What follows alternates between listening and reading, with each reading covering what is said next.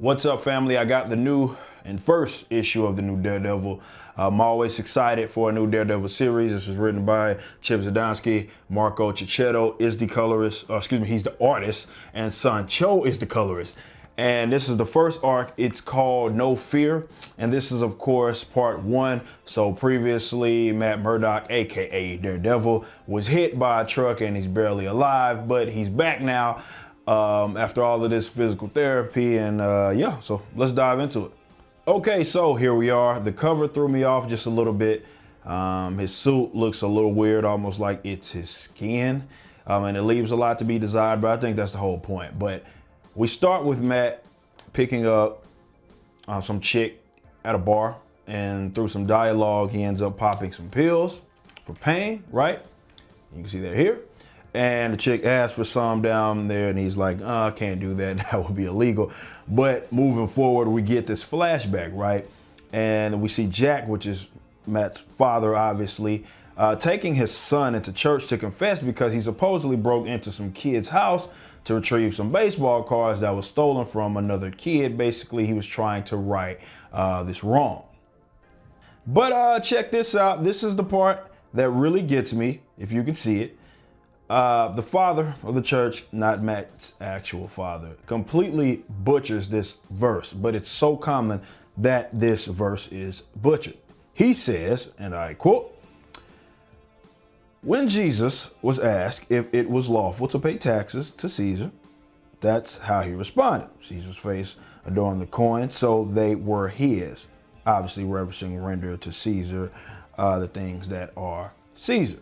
This is a very common misinterpretation here, as people make this out to be a pro-tax verse, as if Jesus said, pay your taxes, but he didn't. Remember, Jesus had a prophecy to fulfill, and he spoke words that had like multiple meanings.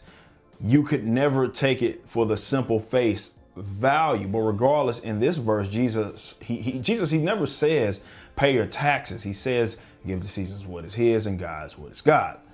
Saying don't pay your taxes would have him arrested, thus disrupting the prophecy. So he simply stated, give to him what is his, which could have been absolutely nothing. And rightfully that's the case. This was his slick way of talking around this idea that this taxation was rightful.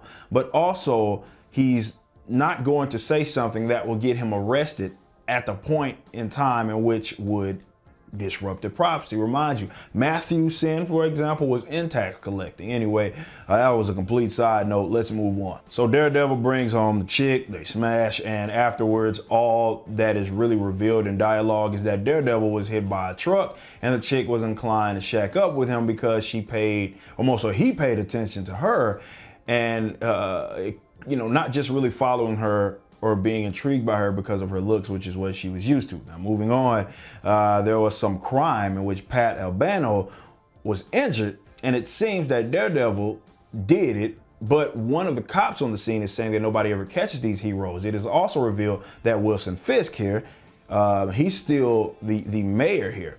Now, we get some guy right here that pops up, obviously not happy with these cops. And his name is Detective Cole North.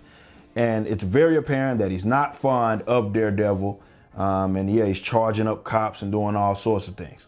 And this is because they were reluctant to report the fact that it was indeed Daredevil that did this. And this new detective in town was like, no, this is not how we do things. Now, another flashback here. And now we have Kid Murdock. Now blind. He wasn't blind in the last flashback. And he's at a church after a Sunday sermon by Father Cathal. Now here we get some dialogue between the two. And this is what I've always found intriguing about Daredevil, and that is his conflict with his faith. Now, I'm a Christian, and I think that it's something that people can particularly relate to, as Matt is upset because his eyesight was taken from him. Now, this conflict was portrayed very nicely in the recent season of Daredevil on Netflix, but also there's some cool art here that we get right here as well of Matt sort of using his radar senses, more so seeing it from his perspective or lack thereof. But he's back as Daredevil. He's been back on the streets for about a week, though just a tad bit rusty. He does jump in on these guys that are breaking into this liquor store.